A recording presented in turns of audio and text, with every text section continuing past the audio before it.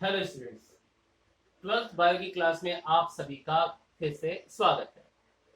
जैसा कि आपको पता है कि हम फ्लोरिंग प्लांट्स के रिप्रोडक्शन के बारे में पढ़ रहे थे और स्टेप बाय स्टेप हमने सारे टॉपिक किए। यानी हमने देखा कि जो मेल रिप्रोडक्टिव ऑर्गन है उनके बारे में जानकारी दी, किस प्रकार से मेल गेमेटोफाइट का फॉर्मेशन होता है।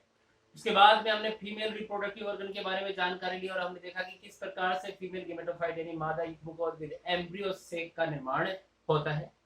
उसके बाद में हमने पोलिनेशन के बारे में जानकारी ली, फिर मेथड्स देखे क्रॉस पोलिनेशन के। उसके बाद में हमने फर्टिलाइजेशन या डबल फर्टिलाइजेशन और ट्रिपल फ्यूजन के बारे में जानकारी ली। उसके बाद में हमने देखा कि फर्टिलाइजेशन के बाद में जो एम्ब्रियो का डेवलपमेंट है वो कैसे होता है, एंडोस्पर्म है वो क्या है, उसके टाइप्स क्या क्या है, उनके बारे में जानकारी ली। लास्ट वीडियो में हमने देखा कि जो सीड जो होते हैं उनका डेवलपमेंट कैसे होता है, उनके कौन कौन से टाइप्स होते हैं उनके बारे में जानकारी ली। और उसके बाद में हमने जो फ्रूट्स जो होते हैं उनका फॉर्मेशन कैसे होता है और कितने प्रकार के जो फ्रूट्स हैं यानी जो फल जो होते हैं वो कितने प्रकार के होते हैं और किस प्रकार से उनका निर्माण होता है, इन सब के बारे में हमने अब तक पढ़ लिया था और इनके बारे में जानकारी पूर्णतः हमने ले ली थी।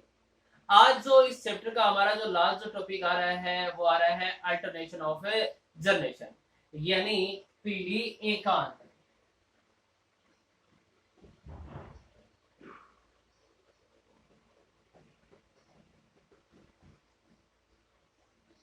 पीढ़ी एकांतर एक्चुअली ये जो पीढ़ी एकांतर यानी जो टॉपिक है हमने 11th क्लास के जो वीडियोस में भी लास्ट जो वीडियो था उसमें भी इसके बारे में जानकारी दी थी, लेकिन ये 12th क्लास का भी एक पोर्शन है, उसमें भी ये एक छोटा सा टॉपिक है जिसके बारे में आज हम इसके बारे में पूर्णतः जानकारी लेंगे। एक्चुअली आपने जो 11th क्लास का जो वीडियो देखा होगा उसमें भी आप देखेंगे मेरे लिंक पे जाकर तो देखेंगे कि जो लाइफ साइकिल होती है उसमें कुछ प्लांट जो हैप्लॉन्टिक होते हैं, कुछ डिप्लॉन्टिक होते हैं, कुछ हैप्लॉन्टिक डिप्लॉन्टिक दोनों शो करते हैं।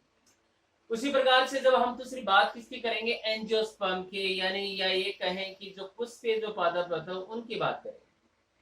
पुष्पीय पादप जो होता है उसका जो डोमिनेंट जो स्टेज होती है वो स्पोरोफाइटिक होती है। स्पोरोफाइटिक जो स्टेज होती है ये डोमिनेंट होती है, डोमिनेंट स्टेज यही होती है। और इसमें आप देखेंगे कि जो इसमें सूट के मॉडिफिकेशन से जो फ्लोर बनता है जिसमें मेल रिप्रोडक्टिव ऑर्गन भी मिलेगा आपको, रिप्रोडक्टिव ऑर्गन और फीमेल रिप्रोडक्टिव ऑर्गन, ये दोनों पाए जाते हैं। मेल रिप्रोडक्टिव जो ऑर्गन जो होता है उसमें आप देखेंगे कि यहां पर हमने एंड्रोइसियम की बात की और फीमेल की हम बात करते हैं वो गाइनोइसियम की बात करते हैं। एंड्रोइसियम में आप पुंकेसर यानी स्टेमन के बारे में जानते हैं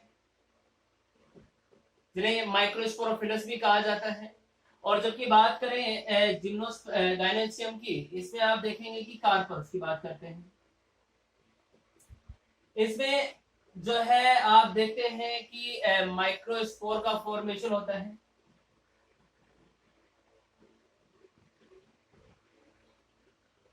और इसमें आप देखते हैं और ये जो माइक्रोस्पोर जो होता है इसमें आप देखेंगे कि माइक्रोस्पोर जो हैप्लॉइड होते हैं उनसे पोलन ग्रेन्स बनेंगे। ये पोलन ग्रेन जो है पोलिनेशन के द्वारा स्टिग्मा पर पहुंचेंगे और इसको हम यहां पर जैसे पोलिनेशन में स्टिग्मा पे पहुंच गए इसका जर्मिनेशन होगा। जर्मिनेशन के बाद में यहां पर आप देखेंगे कि मेल गेमेटोफाइट फाइट का फॉर्मेशन होगा, यानी दो जो मेल गेमेट हैं उनका फॉर्मेशन हो जाता है। जबकि कार्पल की बात करें अपन तो कार्पल में भी आप देखेंगे कि यहाँ पर जो मेगा स्पोर का फॉर्मेशन हो, 4 मेगा स्पोर बनते हैं जिसमें से 3 जो होते हैं वो डिजनरेट होते हैं, एक ही फंक्शनल होता है। और वो जो मेगास्पोर होता है उसी से बाद में एम्ब्रियो सेक का, या जिसे हम फीमेल गेमेटोफाइट कहते हैं।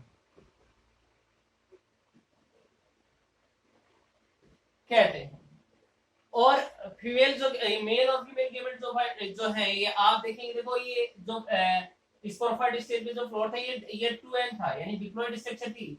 अब जैसे ही ये जो बने हैं मेल गेमेट और फीमेल गेमेट जो बना है जिसमें एक्सेल होगी वो हैप्लॉइड होती है, तो यानी हैप्लॉइड जो स्टेज होती है इसे हम क्या कहते हैं, गेमेटोफाइट। यानी ये जो हो गया वो हैप्लॉइड स्ट्रक्चर या हैप्लॉइड स्टेज आ गई, यानी अगुणित अवस्था आ गई। यानी पहले डिप्लॉइड था प्लांट, उसमें जो अब जो नेक्स्ट स्टेज आ गई है वो गेमेटोफाइट या हैप्लॉइड आ गई। अब इनमें फर्टिलाइजेशन होगा, और फर्टिलाइजेशन आफ्टर फर्टिलाइजेशन आपको पता है कि डबल फर्टिलाइजेशन होता है इसमें।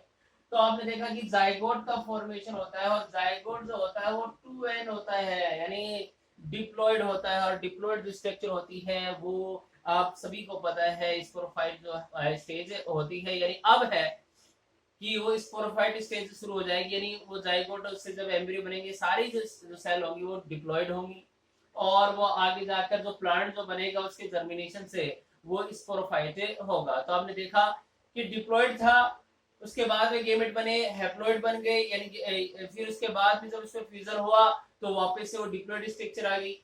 तो यानी कहने का मतलब ये आप देखते हैं कि यहाँ पर अल्टरनेशन में आ रही है, पहले डिप्लॉइड थी फिर हैप्लॉइड आई और वापस से डिप्लॉइड हो गई। तो इस प्रकार से जो कर्मागत रूप से अगुणित और द्विगुणित जो पीढ़ियां लगातार आती रहती हैं इसे हम अल्टरनेशन ऑफ जनरेशन यानी पीढ़ी एकांतरण कहते हैं। तो इस प्रकार से हमने देखा कि ये जो पूर्णतः ये जो चैप्टर हमने पूरा देख लिया, इसमें हमने सारी चीजें देख ली कि किस प्रकार से जो मेल और फीमेल जो रिप्रोडक्टिव ऑर्गन क्या है, किस प्रकार से जो सीड का फॉर्मेशन, फ्रूट का फॉर्मेशन कैसे होगा, और उसके बाद में हमने पार्थेनोजेनेसिस के बारे में भी जानकारी ली, या पार्थेनोकार्पी जो फ्रूट कौन से होते हैं उनके बारे में जानकारी ली, नेचुरल और इंड्यूस जो है पार्थेनोकार्पी क्या है उनके बारे में जानकारी ली, और अंत में हमने ये देख लिया कि किस प्रकार से अल्टरनेशन ऑफ जनरेशन भी पाया जाता है। Thank you.